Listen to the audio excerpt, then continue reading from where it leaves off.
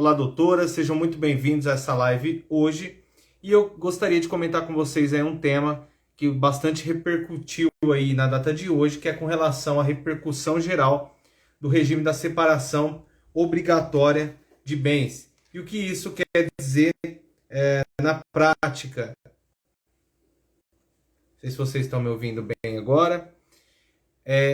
Eu estava falando sobre o reconhecimento da repercussão geral no regime da separação obrigatória de bens daquelas pessoas com mais de 70 anos, conforme prevê o artigo 1641 do Código Civil. Inclusive, não é só no caso de mais de 70 anos que o artigo 1641 obriga que seja adotado o regime da separação obrigatória de bens. Nós temos mais dois casos, que é das pessoas que contraírem casamento com inobservância às causas suspensivas do casamento e de todos que dependeram para casar de suprimento judicial. Então, todas as pessoas dependem de autorização, que depende da autorização judicial, terão que se casar aí pelo regime da separação obrigatória de bens. E aqui está incluso no inciso 2, as pessoas com mais de 70 anos que contraírem casamento têm que se casar pelo regime da separação obrigatória de bens. É o que prevê hoje aí a nossa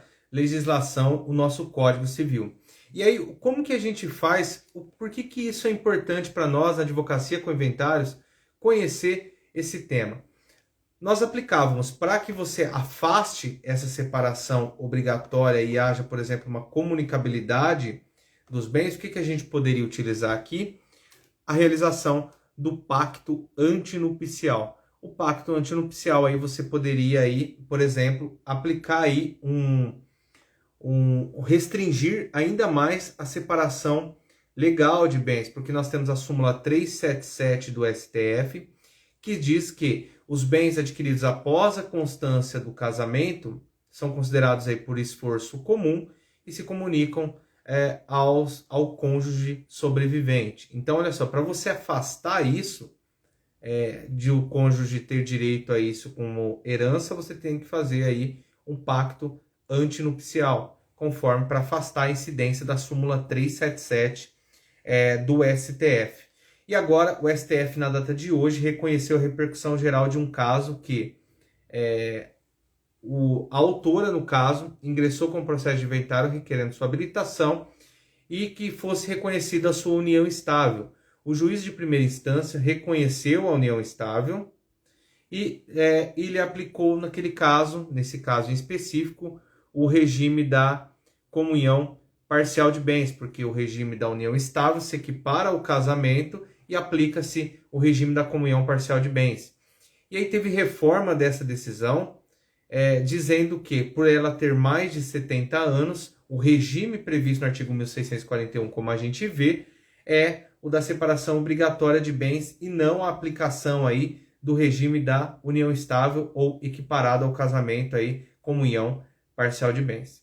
E aí esse caso chegou até o STF, então vejam a importância de nós acompanharmos e conhecermos esse caso, porque pode ser que para você advogado ou você advogada, você esteja aí advogando para um inventariante ou algum herdeiro que esteja convivendo em união estável e numa dessas causas suspensivas aí, uma dessas causas que vai ser necessário a aplicação do regime da separação legal de bens. Então, olha só, importante a gente se atentar a essa súmula 377 do STF e analisar agora essa repercussão geral aí do STF, né? Eu tenho até o número aqui do recurso extraordinário, né? Com agravo. A repercussão geral, o tema ficou 1236 do STF, então 1236 é o tema. E justamente nesse sentido de analisar aí a constitucionalidade do artigo 1641 do Código Civil. E isso aí já tinha grandes críticas da doutrina também, porque uma pessoa com mais de 70 anos, ela pode estar totalmente lúcida. São raros os casos que uma pessoa com mais de 70 anos não tem a lucidez necessária, e aí pode ser que tenha necessidade, nesse caso, para se aplicar aí o regime da separação obrigatória, até para proteger o patrimônio daquela pessoa que por 70 anos batalhou aí e pode ter uma dilapidação após essa data. Mas na maioria dos casos, uma pessoa com mais de 70 anos, é uma pessoa lúcida. Então, esse critério biopsicológico aí da questão temporal, da questão da idade, é uma questão que já vinha muito sendo criticada pela doutrina, e agora vamos ver como vai se posicionar aí o STF com relação a esse caso aí, né? Pessoas com mais de 70 anos que convivem em união estável, se vai ser aplicado aí a regra do artigo 1641, inciso 2, separação legal de bens, ou se vai ser aplicado aí o regime da comunhão parcial de bens.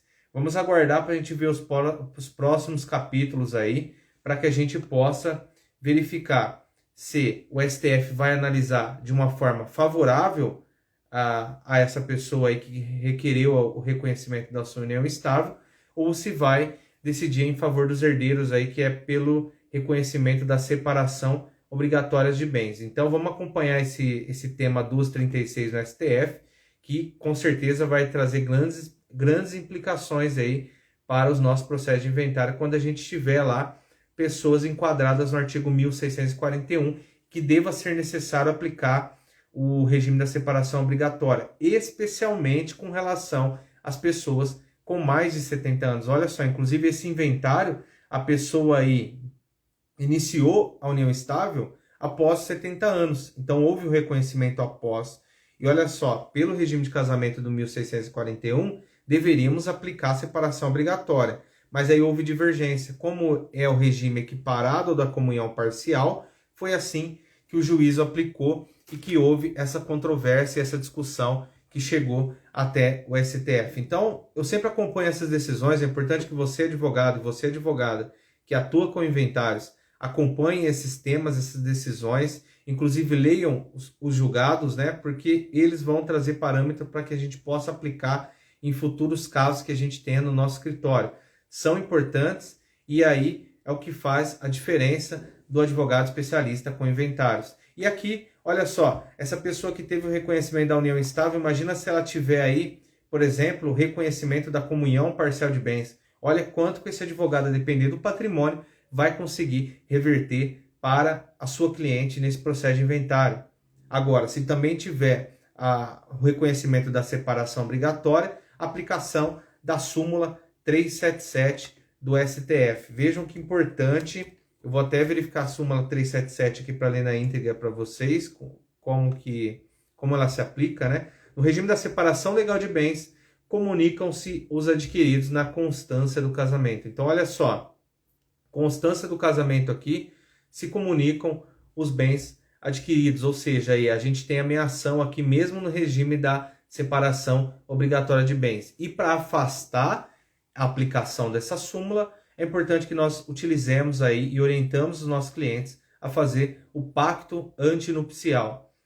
Então vejam só, nesse caso aqui, se a gente tiver a aplicação aí da meação no caso, com relação ao regime da comunhão parcial de bens, ela vai ter direito à meação dos bens adquiridos após o casamento e vai concorrer com relação aos bens particulares. Se for reconhecido para essa herdeira aí o artigo 1641, a separação obrigatória, ela vai ter direito aí à meação dos bens adquiridos na constância do casamento por aplicação da súmula 377, mas não vai concorrer com relação aos bens particulares. Então, olha que importância da gente entender todo esse contexto histórico desses artigos. Nós já tivemos também em constitucionalidade no 1791, salvo engano, a questão aí da equiparação da união estável com o casamento, né, dando uma equiparação desses herdeiros e dessas herdeiras,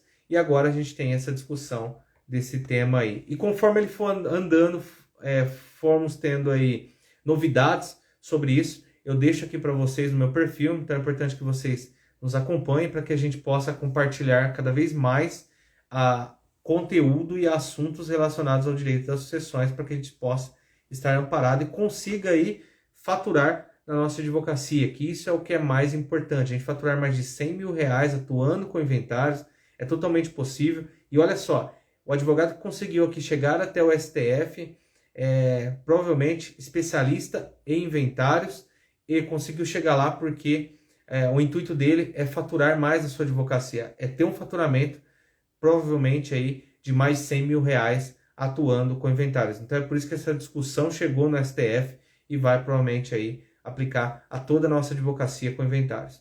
Então é isso. Amanhã a gente tem a nossa live de terças e quintas-feiras às 20 horas. Se você tem alguma sugestão de tema, deixe para nós no direct ou no nosso caixinho de perguntas para que a gente possa trabalhar com vocês temas específicos, temas que vão trazer produtividade na sua advocacia.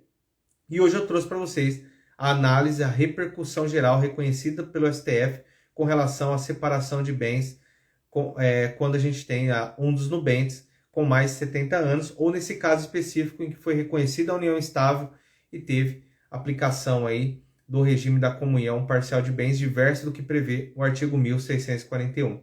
Um abraço, fiquem com Deus então e até amanhã. E hoje trazendo essa novidade para vocês que é a repercussão geral, o tema 1236, que trata justamente da separação de bens de pessoas com mais de 70 anos, separação legal. Um abraço e até amanhã.